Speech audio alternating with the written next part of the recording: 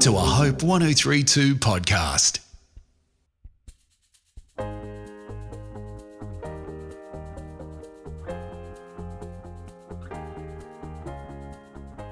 Hello and welcome to the Raising Teens Q&A, where we answer your questions about, raising teens. I've had so many good questions emailed to me that this season I decided to intersperse our expert topics with questions from you. I'm always thinking of ways to make what we talk about on this podcast as practical as I can. So I'm really thrilled because this season's Q&A, I'm joined by friend of the podcast, Michelle Mitchell, and we are going to be answering your Q&As together. You'll probably remember Michelle because she has been a guest on the podcast twice. We covered self-harm in season 4 and then tweens and puberty in season 6, which I think was one of the most fun episodes I've done. I like to affectionately refer to Michelle as the Queen of Tweens, as her new book called Tweens was released earlier this year. Hello, Michelle. I am so excited that you are joining me for the Q&A this season. You actually sound so excited, which is really lovely. So it's great to be with you. Yeah, you know that saying, 2 heads are better than one. And yeah, I just think it's going to be fantastic that the two of us can just support some of the parents and the questions that have come in. Can't wait. So fun fact, Michelle, I think that my producer, Alec Green, has the best voice for radio. And I decided that instead of me reading the questions, I would get him to do that. So Alec, please let my listeners know what the first question is for this season. Thank you very much, Collett. All right, so this comes to us from a mother who says, I love listening to the podcast as I have an 11-year-old son, and I really appreciate not being alone in this whole parenting gig. I have a question for you with regards to my son. Last year, my son signed up for cricket to see if he would like it. He said he did, and so halfway through the season, my husband said, I can buy you the cricket gear if you sign up for 2 seasons, this year and next year. My son agreed, and so they went and bought the second-hand cricket gear. Now, my son was going well, but all of a sudden his bowling just starts going pear-shaped constantly, and he no longer wants to play. A bit of background knowledge about my son is that he's a perfectionist and labels himself when he does not perform to his own expectations. So in cricket, it was, I'm the worst player in the world, and it progresses to, why do I even exist? As a note, he does see a psychologist on and off for this. So that leaves my husband in a dilemma.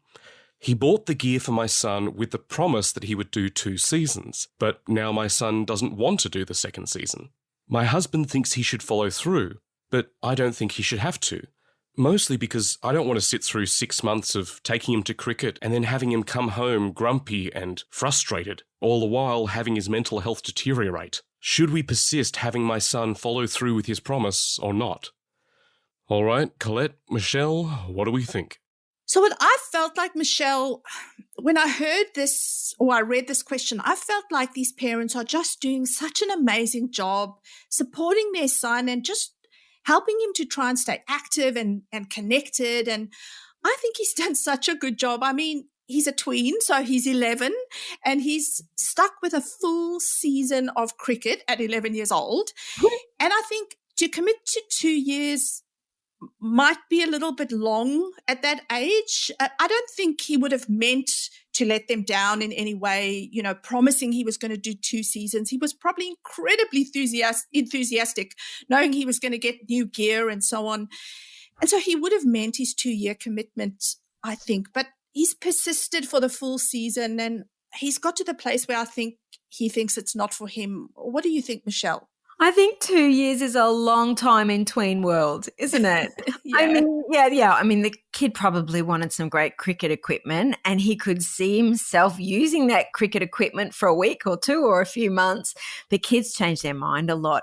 And the beautiful thing about tweens' brains is they're so expansive and they need a diversity of experiences. So I'd love this family to just flip it a little bit and just think to themselves, it's maybe the diversity of experiences that my son's trying to engage with now. And it doesn't mean he has a lack of discipline. It just means that that he needs a variety of experiences to build who he is. Yeah, and I think cricket, so we've had cricket in our family. My eldest was cricket crazy. So we did weekend after weekend on Saturdays and Sundays on the cricket pitch or the side of the cricket pitch, and it's long and you have to love cricket to be there. And at young ages, once you're out for the rest of the game and you're sitting out for half the day on the side of the cricket field. The other time you might get an over or two to bowl and then you're done. And so I think you've got to love it. My youngest tried cricket and then went, no, this isn't for me. I want to try something else. And he found his passion in basketball. But I think what's going on also for parents is, we want our kids to do extracurricular activities because it's a bit of a balance between, we're trying to build character, we're trying to build skills, and then all the benefits of social interaction and the physical aspects. But, in having new skills, you also then find new tribes. And I think for some of these kids, I'm not saying parents have to spend money on new equipment every season, but I think you were talking there a little bit about him diversifying. And I think kids get a lot out of not just the commitment factor.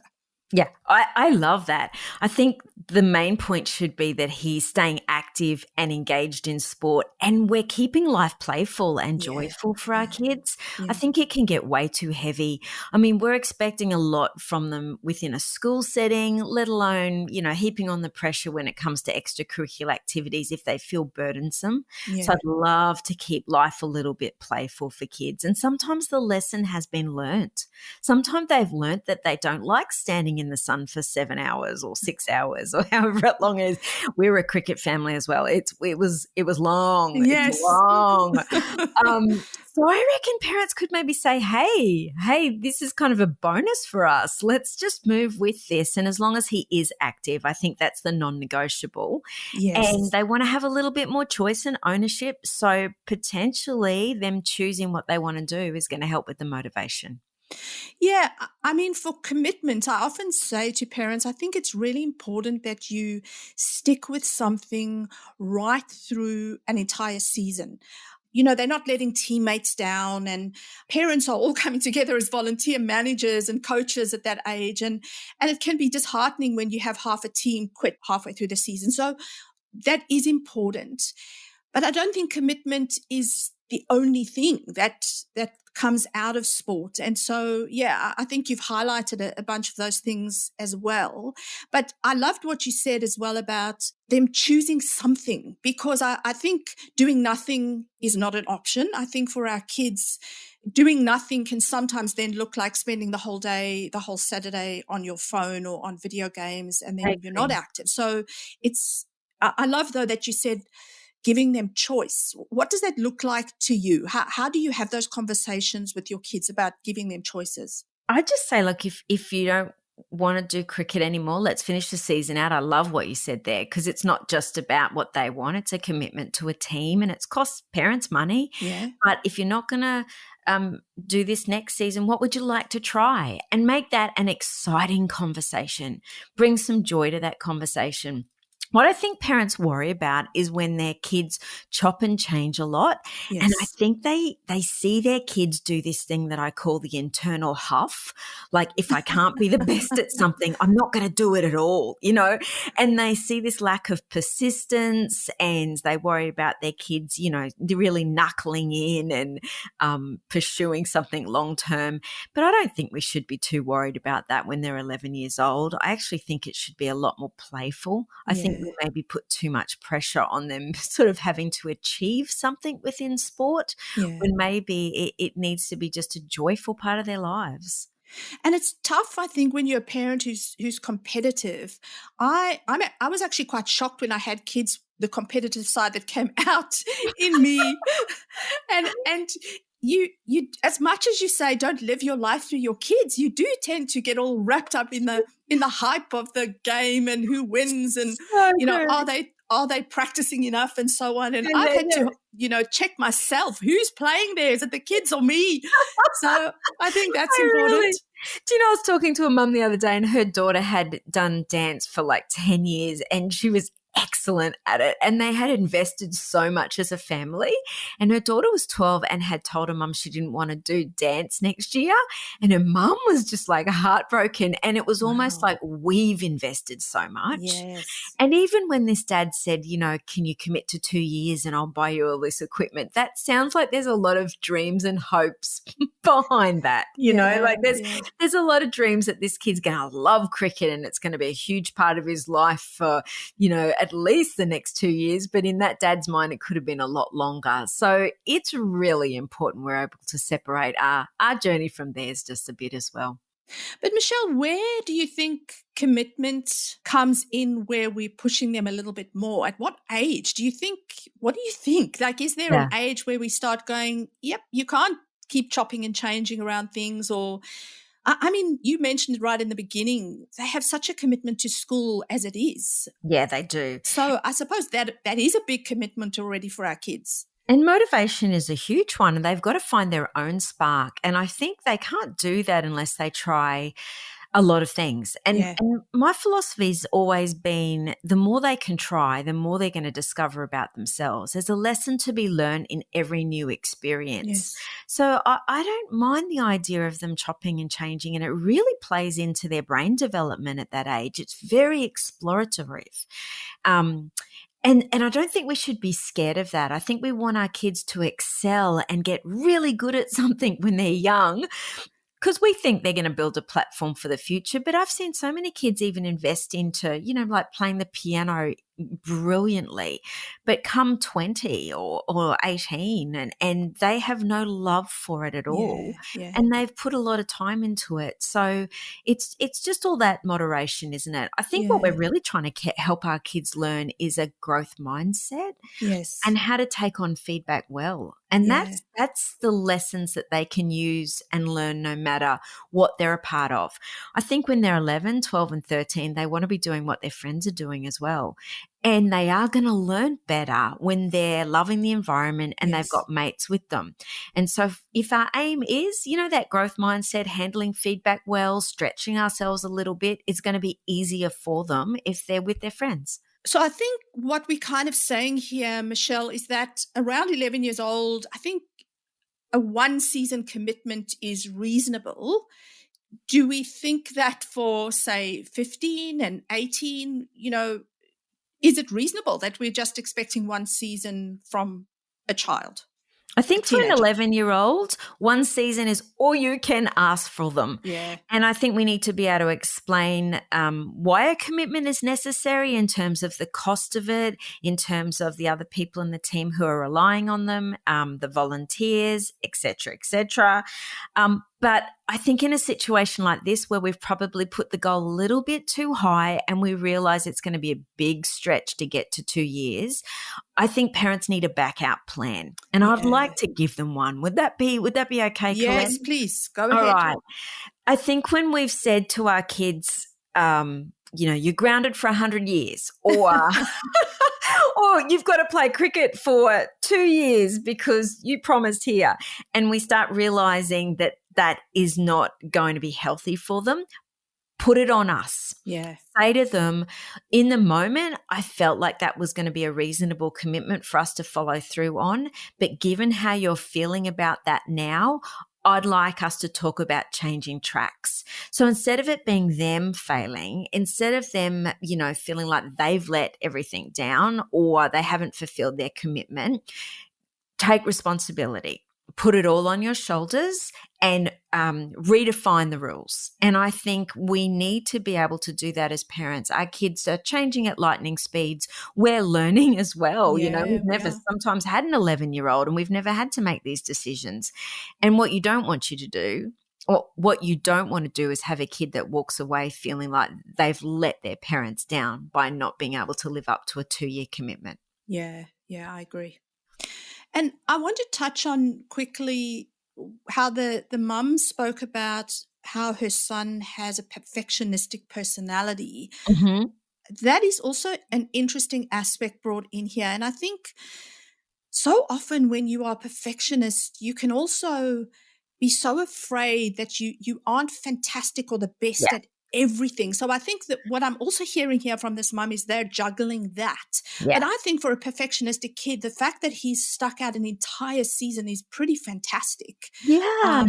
But I think that going back to what you said about growth mindset is learning to fail or not being the best at everything is part of learning to grow. It's okay to not be the best at everything. And how about this, Collett? We can make failure an option for our kids. I mean, Yes. how about that? I think the Yeah. reason why I brought up the internal huff concept is this is what kids who tend to be perfectionists lean towards. They want to be the best or they don't want it at all. They set themselves up with this very black and white mentality that's either all in or all out. And I notice especially our boys can be very competitive around this, 11 age, and they want status. Yeah. They want popularity by being the best at something. And they often, stab around a lot of different interests to see which one they're going to be the best at. And it's really got a lot more to do with how they feel about themselves socially than, the physical exercise they're getting out of it, or what our ultimate goal is, which is them growing and being able to, develop as humans. Yeah, I agree. So I would love this mum to keep us updated. I've got other parents who have given me feedback when I've done a Q&A, and they've let me know a month, or I actually got a response from someone from a year ago that I answered their Q&A. And so I'm really hoping this mum will let us know where her son's at in a year's time. So please let us know where your son's at. We'd love to just update our listeners and just hear where your family's gone with all of this. I would love that too. The growth that can happen between 11 and 12 and then 12 and 13 can be unbelievable. Yeah. So let's stay tuned. Thanks, Michelle. See you again next time. Sounds great. And thank you for joining Michelle and I for this Q&A. You can find more about Michelle's work at michellemitchell.org. And if you have a question about raising teens, please send them via my Facebook page at Collett Smart or my website at raisingteens.au. Please subscribe and review wherever you listen to your podcasts. I'd love to see you next episode. And in the meantime, keep parenting with your teen's future adult in mind.